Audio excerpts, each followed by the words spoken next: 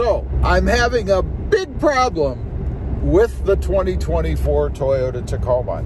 This isn't a bad problem, by the way. I know a lot of people see that and they're thinking, oh, something's wrong with the truck. The transmission failed. Something fell off. No, not in this case. This is a good problem. And that is, I love to drive it. You know, this truck is just such a step forward over the other Tacomas that I've had. I have a hard time not driving it. In other words, I have other vehicles, right? I have a Jeep Wrangler. Well, my wife does. And I could be driving that, particularly in the cool weather. I could put the top back or take the top down or whatever. And I have a Tesla Model 3, which, by the way, I really love that vehicle too. But it is a struggle because every time I go out now, I want to jump in the Toyota Tacoma. And it's a problem for me because I feel guilty that I should be driving these other vehicles as well and not giving all the time to the Tacoma.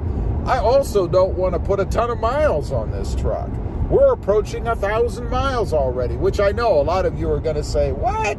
You've had this truck for how long and you don't have 1,000 miles on it yet? Well, in all fairness, not too long after I got the truck, I left for about 2.5 months. So it didn't get driven at all. That's probably why it's not over 1,000. But nonetheless, it would still have a pretty low number of miles on the clock. The other problem I have is that when I do take this truck, for instance, if I'm going to a store or something, the Lowe's, the grocery store, maybe even the Home Depot occasionally, I have to leave it in the parking lot. And if you've watched my videos before, you know I'm a bit paranoid about that. I don't like leaving any vehicle in a parking lot because it seems to me today people just don't care. They don't respect your vehicles. They'll bang into them, slam things into them, push carts into them, and God forbid if they, for some reason, as it seems a lot of people do, just hate the 4th generation truck, they'll mess with it just because they don't like it. I don't like that. I don't like having to leave it alone, unguarded, for somebody to come up and mess with. And I know there are folks out there who are going to say, well, you've got a cam in it, right? You've got one of these windshield cameras in the truck. Well, that's nice. I mean, I guess then I could see if somebody messed with it, but who cares? It's still been messed with. I don't want to have to screw with it. What are you really going to do? Put out an all-points bulletin on somebody who opened their door into your truck? I'll tell you a story. Years and years ago, I bought a new Pontiac. It was a Grand Am, I believe. I had had it for 2 months.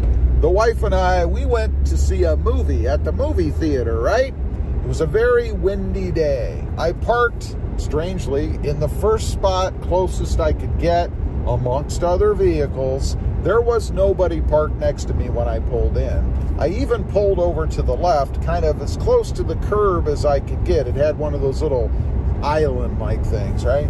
So we go in, we watch the movie, we come out, and I see a paper on my windshield. And I'm like, oh, shoot.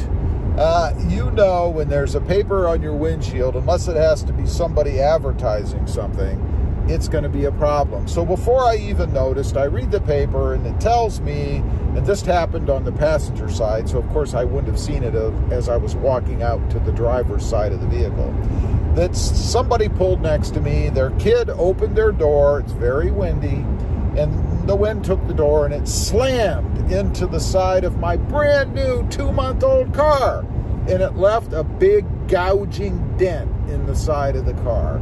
They left their phone number. This is the amazing part. They left their phone number, told me to give them a call. They felt bad. It had a temporary tag on it. They knew the car was new and that they couldn't just leave. So I called them, and they said, and this is the part I kind of bugged me a little bit. I mean, don't get me wrong. I'm very thankful that they took care of it.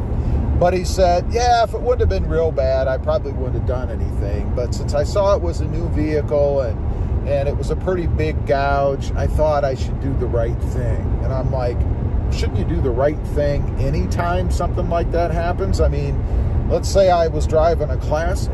It wasn't brand new, but it was in really good shape, or even not. And you damaged my property. Shouldn't you do the right thing anyway? I don't know. That's just one little hiccup I had with the whole situation. Again, don't get me wrong, very thankful that they did do the right thing and they left their information. Just to finish up the story, because I'm sure you're wondering, I would be. They did pay for it. Their insurance company did. It was Geico, I think. They did a great job. The damages were $700. $700. So that shows you how deep the gouge was in the side of the truck. So anyway, back to the topic here. My problem with the new Tacoma, I just can't seem to stay out of it. It's just so fun to drive. With its acceleration, I'm an acceleration junkie. I do have a pedal commander on this truck as well. It just kind of refines it a little bit. This truck has very little lag anyway, so having the pedal commander on it just kind of tunes it in. I hate to use that word. I know I'm going to get flooded with tuners. But anyway, it just kind of refines the acceleration, makes it even better.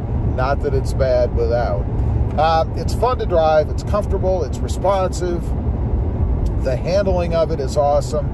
You know, it's amazing to me how far trucks have come, particularly the Tacoma, since the days where I bought my first truck. Used to be they were all gutless, they were lumber wagons, they were rough, they were horrible.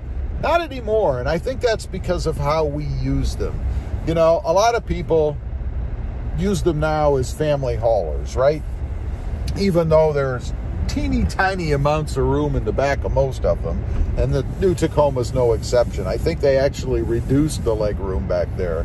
But anyway, a lot of people use them as family haulers, so they want trucks that are more comfortable, ride better, and I think that's why we've had the evolution of the truck. No longer are trucks just lumber wagons that are rough, bounce all over the place, and are horrible to drive. The Tacoma, certainly that way with the 4th generation. Toyota, in my opinion, did an awesome job with it. You know, I understand the fear that some people have of the I wish it was a twin turbo, of the turbo 4-cylinder engine. It's an unknown. We don't know how long it's going to last. We don't know if it's going to have problems. The V6 was proven, tried and true.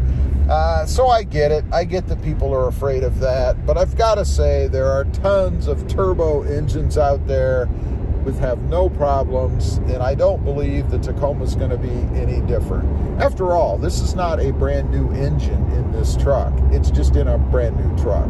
Leave a comment. Let me know. Do you find that to be true if you've particularly bought the new Tacoma or any other brand new vehicle?